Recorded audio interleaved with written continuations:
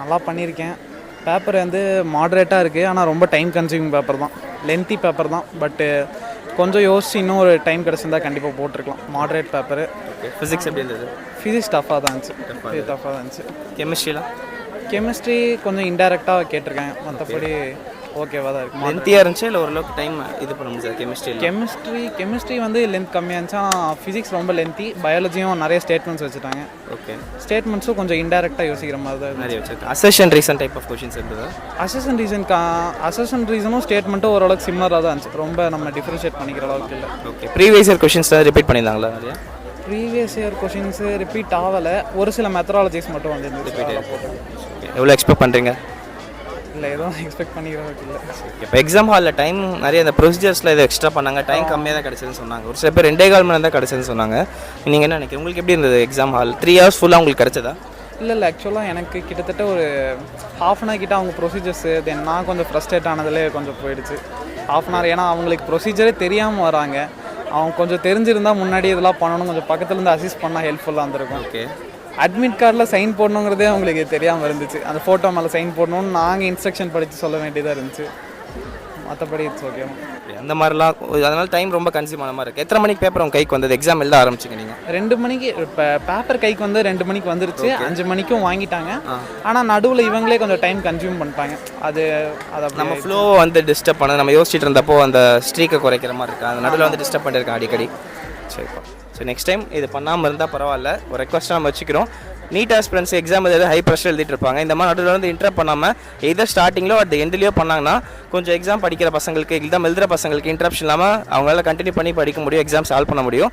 So இது ஒரு ரெக்வஸ்ட்டாக கேட்டுக்கிறோம். நெக்ஸ்ட் டைம்லேருந்து கொஞ்சம் சேஞ்ச் பண்ண நல்லாயிருக்கும். ஓகேவா தாங்க இருந்துச்சு, பட் கொஞ்சம் எனக்கு டைம் பத்தாத மாதிரி இருந்துச்சு. ஓகே. ஈஸியாக ஆவரேஜாக டிஃபிகல்ட்டாக?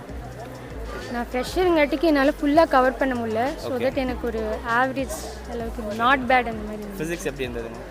ஃபிசிக்ஸ் கொஞ்சம் அது உங்கள் ப்ரிடிக்ஷன்ஸ் கொஞ்சம் பார்த்ததுனால லாஸ்ட் மினிட்ல என்னால் கொஞ்சம் டேக்கிள் பண்ண முடிஞ்சது. Okay, nice. கெமிஸ்ட்ரிலாம்? கெமிஸ்ட்ரி ஆர்கானிக் பார்ட் கொஞ்சம் ஈஸியாக இருந்த மாதிரி இருந்ததுன்னா, இன்ஆர்கானிக் ஃபிசிக்கல் கொஞ்சம் ஈஸியாக இருந்த மாதிரி இருந்துச்சு. இன்ஆர்கானிக் எனக்கு கொஞ்சம் டிஃபரெண்ட் இருந்துச்சு. பயாலஜிப்பா? பயாலஜி ஈஸியாக இருந்தது. என்சிஆர்டில் இருந்தால் வந்ததா இல்லை out of NCERT? Statement based லென்த்தியாக இருந்தால் இல்லை பேப்பர் ஓரளவுக்கு ஓகேவா? ரெண்டுமே ஓரளவுக்கு தாங்க. என்ன சொல்கிறது, 50-50 மாதிரி தான் கேட்டிருந்தாங்க. கெமிஸ்ட்ரி ஓரளவு ஈஸி, பட் கொஞ்சம் பேப்பர் லென்த்தி. அவங்க சொன்ன மாதிரி ஒரு 10 to 20 கொஸ்டின்ஸ் கொஞ்சம் ஸ்டாண்டர்டாக இருந்தது. பேஸ்ட் கொஸ்டின்ஸ் தான் மேக்ஸிமம் கேட்டிருந்தாங்க பயாலஜியில். கெமிஸ்ட்ரி ஃபிசிக்ஸில் சம் கொஸ்டின்ஸ் அதிகம், தியரி கொஸ்டின்ஸ் கொஞ்சம் கம்மியாக இருந்தது. கால்குலேஷன்ஸில் லென்த்தியாக இருந்தால் ஷார்ட்டாக சிம்பிளாக 1 step 2 step எல்லாம் 1 step 2 steps முடிகிற மாதிரி இருந்தது. ஒரு 10 கொஸ்டின்ஸ் சொன்ன மாதிரி ஸ்டாண்டர்டான கொஸ்டின்ஸில் மட்டும் கொஞ்சம் லென்த்தியாக இருந்த மாதிரி இருந்தால் மற்ற எல்லாமே ஈஸியாக இருந்தது. நீங்கள் ஃப்ரெஷ்ஷாக ரிப்பீட்டர் எப்படி பண்ணியிருக்கீங்க? பரவாயில்ல, ஒரு 500+ எக்ஸ்பெக்ட் பண்ணுறீங்க. ஆல் தி பெஸ்ட், நல்லா பண்ணுங்கள். கஷ்டமாக தான் இருந்துச்சு. பயாலஜி, ஃபிசிக்ஸ், கெமிஸ்ட்ரி இண்டிவிஜுவல் எப்படி இருந்தது? ஃபிசிக்ஸ் ரொம்ப டஃப்பாக இருந்துச்சு. கெமிஸ்ட்ரி ஓரளவுக்கு மாட்ரேட்டாக இருந்துச்சு. பயாலஜி மாட்ரேட்டாக இருந்துச்சு. லென்த்தியாக தான் இருந்துச்சு. நிறையா ஒர்க் அவுட் பண்ணவே டைம் இல்லை. ஓகே. கெமிஸ்ட்ரி பொறுத்த வரைக்கும் கெமிஸ்ட்ரி வந்து நிறைய இன்டீரியர் கொஷின், கான்செப்ட் ரிலேட்டடாக நிறையா இருந்துச்சு. ஒர்க் அவுட் பண்ணுறது அதிகமாக இல்லை. ஓகே. தியரி அதிகமாக கேட்டிருக்காங்க, ரொம்ப ரீசனிங் மாதிரி கேட்டிருக்காங்க, பெருசாக கால்குலேஷன் பேஸ்ட் சம்ஸ் இல்லை. ஓகே. பயாலஜி பொறுத்த வரைக்கும் பயாலஜி ரீசன், அசெஷன் ரீசன் நிறைய கேட்டாங்க. ஓகே. டைரக்ட் கொஸ்டின்ஸ் கம்மியாக இருந்தது. ஸ்டேட்மெண்ட் பேஸ்ட் கொஸ்டின்ஸ் இந்த அசெஷன் ரீசன் அதிகமாக கேட்டால் லென்த் டைம் எடுத்துருச்சு. ப்ரீவியஸ் கொஸ்டின்ஸ்லாம் வந்ததா பயாலஜியில்? அதிகமாக வரல, கம்மியாக தான் வந்துருந்துச்சு. ரிமூவ்டு சிலபஸ் படிச்சிருந்தீங்களா? ரிமூவ் சிலபஸ் கேட்டிருக்காங்களா, எதாவது பார்த்தீங்களா? அதை பற்றி தெரியல. ஓகே. இருக்கிற சில என்சிஆர்டிலேருந்து அவுட் ஆஃப் ஏதோ கேட்ட மாதிரி ஏதோ கொஸ்டின் தெரியுமா? நிறைய ட்விஸ்டட் கேட்டிருந்தாங்க. டைரக்ட் கொஸ்டின்ஸ் கம்மி தான், ட்விஸ்டட் நிறைய கேட்டிருந்தாங்க. எவ்ரிவன், அனைவருக்கும் அன்பு வணக்கம். ஃபைனலி நீட் 2025 முடிச்சுட்டு வீட்டுக்கு வந்திருப்பீங்கன்னு நினைக்கிறேன். நான் பேப்பர் கேட்ட வரைக்கும் நிறைய பேர் பேப்பர் ரொம்ப டஃப்னு தான் சொல்லியிருக்கீங்க. எல்லாருமே டைம் பத்தலை, மேனேஜ் பண்ண முடியல, பேப்பர் லென்த்தியாக இருக்குது நிறைய பேர் ஃபீல் பண்ணியிருக்கீங்க. நீட் 2024 கம்பேர் பண்ணுறப்போ paper 2025 relatively moderate to difficult level of கேட்டகரியில் இருக்குன்னு சொல்லி நிறைய பேர் ஃபீல் பண்ணியிருக்கீங்க. ஸோ பேப்பரை பார்த்தா எப்படி இருக்குன்னு நான் டிஸ்கஸ் பண்ணுறேன். இது உங்களுக்கு மட்டும் பேப்பர் டிஃபிகல்ட்டியில் எல்லாருமே வந்தவங்க சொன்னது தான். அதான் இந்த இன்டர்வியூவில் நீங்கள் பார்த்துருப்பீங்க. எல்லாருமே பேப்பர் ஓரளவுக்கு மாடரேட் டிஃபிகல்ட் தான் சொல்லியிருக்காங்க. So if you go into the subject wise analysis, biology, physics, chemistry நம்ம பார்க்கலாம்.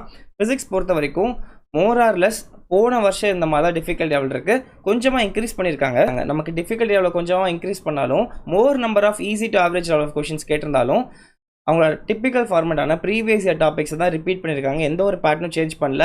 நம்ம ப்ரெடிக்ஷன்லேருந்து மோர் தென் 32 கொஷின்ஸ் வந்திருக்கு. இது வரைக்கும் அனலைஸ் பண்ண வரைக்கும் டைரெக்டாக நம்ம ப்ரெடிக்ஷன்ஸ் பார்த்து அந்த ரிலேட்டட் டாபிக்ஸை படித்தவங்கள கண்டிப்பாக நல்ல மார்க்ஸ் வாங்கியிருக்க முடியும்.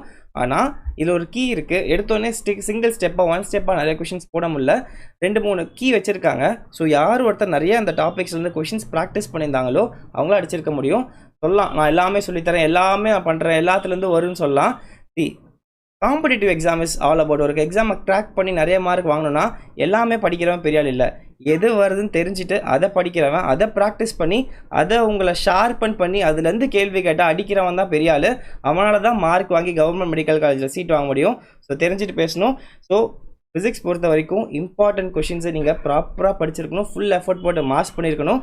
This is all about physics. Chemistry பொறுத்த வரைக்கும் more of match type of கொஷின்ஸும் ஸ்டேட்மெண்ட் பேஸ்டு கொஷின்ஸும் கம்ப்ளீட் த ரியாக்ஷன் கொஷின்ஸும் அரேஞ்ச் இந்த ஆர்டர் ஆஃப் டைப் ஆஃப் கொஷின்ஸும் நிறைய கேட்டிருக்காங்க. ஸோ போன வருஷத்தை விட நிறைய கொஷின்ஸ் இந்த மாதிரி மாடலில் இருக்குது. ஆனால் ப்ரீவியஸ் இயர் கொஷின்ஸில் இருந்தால் திரும்ப அந்த சேம் இம்பார்ட்டன்ட் டாபிக்ஸ் இருந்தால் கேட்டிருக்காங்க. ரேராக மூல முடுக்குலேருந்து கேட்குற அந்த மாதிரி கேட்கல. ஆனால் இதை டைம் கன்சியூமிங்காக இருக்கும். ஈஸியாக எரர் பண்ணுற மாதிரி நிறைய கேட்டிருந்தாங்க. Which one of the following except which one of the following சொல்லிட்டு கொஞ்சம் ஈஸியாக மிஸ்டேக் பண்ணுற மாதிரி 4 ஆப்ஷன் ஒரே மாதிரி இருக்க மாதிரி கொஷின்ஸ் வந்து கெமிஸ்ட்ரி நிறையா இருக்குது.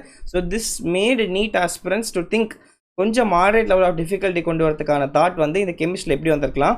And coming back to biology guys, biology பொறுத்த வரைக்கும் ஊர்பட்ட statement based question 29 questions, almost 1/3 of the paper இந்த பயாலஜி வந்து statement based questions assertion reason type of கொஷின்ஸ்லேருந்து கேட்டிருக்காங்க.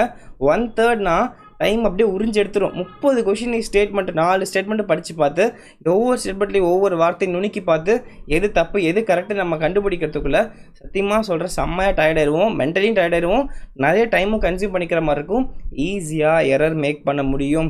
ஸோ நிறைய பேர் மிஸ்டேக்ஸ் பண்ண சான்ஸ் இருக்குது. தெரியும் நீங்கள் எல்லாருமே இப்போ ஆன்சர் கீ நோக்கி ஓடிட்டுருப்பீங்க. ஆன்சர் கீ யாரெல்லாம் வேணும்னு நினைக்கிறீங்களோ நம்மளோட டெலகிராம் சேனல் நீட் ஸ்ட்ராட்டஜிஸ் இன் தமிழில் நான் அந்த பிடிஎஃப் அப்லோட் பண்ணியிருக்கேன். நீட் 2025க்கான ஆன்சர் கீ நீங்கள் அங்கே போய் டவுன்லோட் பண்ணி உங்கள் பேப்பருக்கு செக் பண்ணிக்கலாம். ஸோ எவ்வளோ சீக்கிரம் முடியுமோ டெலகிராமில் போயிட்டு நீட் ஸ்ட்ராட்டஜிஸ் இன் தமிழில் சர்ச் பண்ணாலும் சரி, இந்த வீடியோக்கான டிஸ்கிரிப்ஷனில் டெலகிராம் சேனலுக்கான லிங்க் கொடுத்துருக்கேன், அதை ப்ரெஸ் பண்ணி பார்த்தாலும் சரி உங்களுக்கு அந்த பிடிஎஃப் அப்லோட் பண்ணிடுறேன். நம்மளோட ஆப் நீட் ஸ்ட்ராட்டஜிஸ் தமிழ்லையும் ஃபிசிக்ஸ் கிராஷ் கோர்ஸ்குள்ளே உங்களுக்கு ஃபஸ்ட்டு பிடிஎஃபாக அதை ஃப்ரீ பிடிஎஃபாக டவுன்லோட் பண்ணுற மாதிரி வச்சிடுறேன். ஸோ இது வரைக்கும் நம்ம ஆப் டவுன்லோட் பண்ணலாம். அந்த ஆப் டவுன்லோட் பண்ணி அதில் ஃப்ரண்ட் பேஜ்லேயே இருக்கும், நீங்கள் போய் டவுன்லோட் பண்ணிக்க முடியும். Okay, so coming back to the biology guys, statement based question almost 30 இருக்குது. And match type of questions வந்து 12 கொஷின் கேட்டிருக்காங்க. அண்ட் பெடிகிரி சார்ட்லேருந்து ஒரு கொஷின் கேட்டிருந்தாங்க.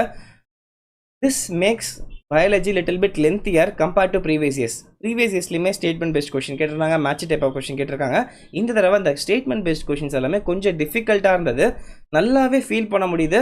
கொஞ்சம் எக்ஸ்ட்ரா எஃபர்ட் போட்டு படித்தவங்களாலையும் என்சிஆர்டியை பல தடவை ரிவைஸ் பண்ணியிருந்தால் மட்டும்தான் இந்த ஸ்டேட்மெண்ட்ஸ்லாம் அவங்களுக்கு பார்த்துருக்கவே முடியும். ஸோ கொஞ்சம் மூல முடுக்குலேருந்து பயாலஜி எடுத்திருக்காங்கன்னு ஃபீல் பண்ணுறாங்க. ஸோ கெமிஸ்ட்ரி அண்ட் பயாலஜி பொறுத்த வரைக்கும் ஈஸி இல்லை, கொஞ்சம் எக்ஸ்ட்ரா டிஃபிகல்ட்டி ஆட் பண்ணியிருக்காங்க நம்ம சொல்லலாம். ஃபிசிக்ஸ் பொறுத்த வரைக்கும் ஆஸ் யூஷுவலாக தான் இருக்குது, கொஞ்சம் எக்ஸ்ட்ரா டிஃபிகல்ட்டி மட்டும் இருக்குது. மற்றபடி எந்த ஃபார்மேட்டும் சேஞ்ச் பண்ணல, எந்த பேட்டர்னும் சேஞ்ச் பண்ணல. எதெல்லாம் ப்ரீவியஸ் இயர்ஸில் கேட்பாங்களோ அதே தான் கேட்டிருக்காங்க. Series LCR circuit, logic gates, அந்த வேவ்ஸில் ஆர்கன் பைப்பு, அதுக்கப்புறம் கேடிஜியில் பேசிக்ஸு, வீட் ஸ்டோன் பிரிட்ஜு, அப்புறமா எல்லாமே typical Bohr's model of hydrogen atom, photo electric எஃபெக்டில் இந்த 2 கொஷின், டி பிராக்லி வேவ்லேருந்து 2 கொஷின், கெப்பாசிட்டர்ஸ் டிப்பிக்கலாக 2 question, so wedge based question, collision, relative motion, surface tension நான் சொன்னது வந்தது, கிராவிடேஷன், ஹைட் அபோவ் த எர்த்துலேருந்து வந்துச்சு. ஸோ எல்லாமே டிப்பிக்கல் கொஷின்ஸ் தான், எதுவுமே தூரத்துலேருந்து கேட்காத கொஷின் கிடையாது. இந்த டாபிக்ஸை படித்து நிறைய எம்சிக்யூஸ் ப்ராக்டிஸ் பண்ணிங்கன்னா மோர் தென் சஃபிஷியன்ட். ஸோ அதை தான் நம்ம கிராஷ் கோர்ஸில் பண்ணியிருந்தோம். நிறைய பேர் யூஸ்ஃபுல்லாக இருக்கும்னு நினைக்கிறேன். அதெல்லாம் முடிஞ்சு போச்சு, எனக்கு புரியுது. இப்போது நாம் அடுத்து என்ன பண்ணணும் அதுதான் நம்ம யோசிக்கணும். நான் ஒரு முக்கியமான விஷயம் ஷேர் பண்ணிக்க விரும்புகிறேன். நான் இப்போ கூட எனக்கு படிக்கிறாங்க பார்த்தீங்களா எம்பிபிஎஸ், நான் ஆல்மோஸ்ட் இப்போ எம்பிபிஎஸ் முடிச்சுட்டு இன்டர்ன்ஷிப் இன்னும் 20 டேஸில் முடிக்க போகிறேன். என் கூட படிக்கிற நிறைய பேர் ஃபீல் பண்ணுறது என்னென்னா, நான் அப்பப்போ ஃபீல் பண்ணியிருக்கேன், என் கூட படிக்கிற நிறைய நான் மெடிக்கோஸ்க்கு வந்து ஃப்ரீ இருக்குது. இப்போ நான் 24 ஹவர்ஸ் டியூட்டியில் நான் அங்கே நடுவில் வந்துட்டு இந்த வேலைலாம் பண்ணிகிட்ருக்கேன் பெர்மிஷன் வாங்கிட்டு. நிறைய பேருக்கு வந்து ரொம்ப ஹார்டான ஷெட்யூலில் ரொம்ப கஷ்டப்பட்டு நம்ம லைஃப்பை கோத்ரூ பண்ணுறோம். இந்த எம்பிபிஎஸ்ல 4 வருஷம் முடிச்சுட்டு 1 இயர் இன்டர்ன்ஷிப் பண்ணிட்டு வெளில வருது ரொம்ப டிஃபிகல்ட்டு. இதில் நிறைய பேர் நம்ம கூட படிக்கிற ஆர்ட்ஸ் அண்ட் இன்ஜினியரிங் படிக்கிறவங்களாம் ரொம்ப ஜாலியாகவும் நல்லா வீக்கெண்ட் என்ஜாய் பண்ணிக்கிட்டு ஸ்ட்ரெஸ் இல்லாமல் அவங்க வேலை சீக்கிரமாக காலேஜ் லைஃப் முடிச்சுட்டு ஒரு வேலைக்கு போய்ட்டு ஒரு செட்டில் ஆக போயிட்டுருக்காங்க. பட் நாம் எம்பிபிஎஸ் இங்கே படிக்க வந்துட்டிங்கன்னா நிறைய ஸ்லீப் டெப்ரிவேஷன் இருக்கும், நிறைய ஸ்ட்ரெஸ் ஃபேக்டர்ஸ் நீங்கள் கோத்ரூ பண்ணுற மாதிரி இருக்கும். இந்த டியூரிங் திஸ் ப்ராசஸ் வந்து நிறைய பேருக்கு ஃபெட்டப் ஆகி ஏன்டா நம்ம இதை எடுத்தோம் நிறைய பேர் ஃபீல் பண்ணுறாங்க. அண்ட் இதை முடிச்சுட்டு போனதுக்கப்புறமும் நம்ம கெரியர் வைஸ் பார்த்தோம்னா சம்பாதிக்கிறது மட்டும் தான் நம்ம கெரியர். நல்லா செட்டில் ஆகணும் அப்படின்னா இட்ஸ் நாட் ஈஸி ஹியர். எடுத்தோன்னே 5 வருஷம் முடிச்சோடனே நீ போய் செட்டில் ஆக முடியாது. It takes lots of years. நான் சொல்கிறது நல்லா ஞாபகம், நிறைய வருஷம் உட்காந்து நீங்கள் உழைப்பை போட்டுக்கிட்டே இருந்தால் மட்டும்தான் ஒரு கட்டத்தை ஒரு ஸ்டேஜ் போய் நீங்கள் ரீச் பண்ண முடியும். ஆனால் அதர் ஃபீல்ட்ஸில் அப்படி கிடையாது. நிறைய ஃபீல்ட்ஸில் ஈவன் படிக்காதவங்க கூட சோஷியல் மீடியா என்னென்ன ஃபேக்டர்ஸில் இந்த வருஷம் சம்பாதிக்கிறதுக்கு நிறைய இது வந்துருச்சு, செட்டில் ஆகிறதுக்கு நிறைய விஷயங்கள் வந்துருச்சு. ஸோ இது ஒன்று தான் கெரியர், இது எடுத்தால் மட்டும் தான் லைஃப் சக்ஸஸ்ங்கிறது கிடையவே கிடையாது. அதெல்லாம் எப்பயோ மாறி போச்சு. இது ஒரு எக்ஸாம் தான். இன்கேஸ் நான் எம்பிபிஎஸ் தான் படிப்பேன், நான் வந்து ரொம்ப டிட்டர்மைண்டாக இருக்குன்னா very happy, I appreciate you. நீங்கள்லாம் இந்த மாதிரி ஆளுங்க தான் நீங்கள் எம்பிபிஎஸ் படிக்க வரணும். ஸோ அப்படி நீங்கள் வரீங்கன்னா இந்த வருஷம் நீங்கள் நீட் அடிச்சிட்டிங்கன்னா ரொம்ப சந்தோஷம். கவுன்சிலிங் கரெக்டாக ஃபார்மேட் போட்டு கரெக்டாக வந்து சேர்ந்துருங்க. இன்கேஸ் நீங்கள் எதிர்பார்த்த மாதிரி மார்க் வரலன்னா டோன்ட் வரி. எஸ் கஷ்டமாக தான் இருக்குது, இவ்வளோ ஹார்ட் ஒர்க் போட்டு இவ்வளோ கோத்ரூ பண்ணி சாக்ரிஃபைஸ் பண்ணி நான் நீட் எக்ஸாம் எழுதுறேன், எனக்கு மார்க் வரல அப்படிங்கிறப்போ வெறியாக தான் இருக்கும், ரொம்ப கடுப்பாக தான் இருக்கும், கஷ்டமாக தான் இருக்கும். ஆனால் இது எண்டு இல்லை. இந்த எக்ஸாம் முடிச்சுட்டு கொஞ்சம் ரிலாக்ஸ் பண்ணிட்டு அடுத்த வருஷத்துக்கு படிக்கலாம். நாங்கள் நீட் பிஜி படிக்கிறோம், எம்பிபிஎஸ் முடிச்சுட்டு படிக்க போகிறோம். ஸோ என்ன பண்ணுறோம், நீட் பிஜி ஃப்ரெஷராக எடுக்காதவங்க கண்டிப்பாக ஃப்ரெஷராக எடுக்கிறது ரொம்ப கஷ்டம். இன்டர்ன்ஷிப்லாம் முடிச்சுட்டு படிக்கவே முடியல, ரொம்ப கஷ்டமாக தான் இருக்குது. நான்லாம் படிக்கவே இல்லை. 1 இயர் உட்காந்தா நீட் பிஜிக்கு படிக்க போகிறோம். ஸோ ஏன் நீட் பிஜிக்கு படிக்கிறது 1 இயர் வேஸ்ட்டுன்னு நினைக்கக்கூடாதுன்னா, நம்ம கெரியர் அடுத்த லெவல் போகணுன்னா அதுக்கேற்ற டைம் தேவைப்படுது. ஸோ நம்ம அந்த 1 இயர் ஸ்பெண்ட் பண்ணி நம்ம படித்தோம்னா அந்த எக்ஸாம் நல்ல மார்க் வாங்கி ஒரு நல்ல பொசிஷனுக்கு போய் சீட் எடுக்கலாம் அப்படிங்கிறது தான் ஒரு தாட் ப்ராசஸ். அதே தான் நீட் யூஜிக்கும். உங்களால் இந்த ஒரு அட்டம் கொடுத்துருக்கீங்க, நீங்கள் நினைக்கிற மாதிரி வந்துருச்சுன்னா ஹாப்பி. இன்கேஸ் வரல ஆனாலும் நான் வந்து கனவு இந்த இதுதான் என்னோடய லட்சியம் நீங்கள் நினச்சிங்கன்னா give your self another 1 year, convince your parents. உங்களுக்கு வேணுன்னா நீங்கள் தான் போயிட்டு கன்வின்ஸ் பண்ணி அடுத்த வருஷத்துக்கு நீங்கள் சீட் வாங்கிறதுக்கு யோசிக்கணும், பிளான் பண்ணணும். It's too early to talk these things எனக்கு தெரியுது.